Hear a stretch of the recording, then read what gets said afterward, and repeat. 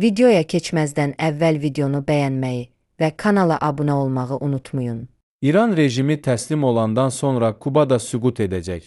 Azərbaycan TV xəbər verir ki, bunu ABŞ prezidenti Donald Trump Politika jurnalına müsahibəsində bildirib. İrana hücumların uğurlu olduğunu iddia edən Trump İrandan sonra Kuba rejiminin də süqut edəcəyini deyib. Jurnalistin ABŞ-ın Kubada hökuməti devirmək planı varmı sualına Trumpın cavabı belə olub. Bəs siz nə düşünürsünüz?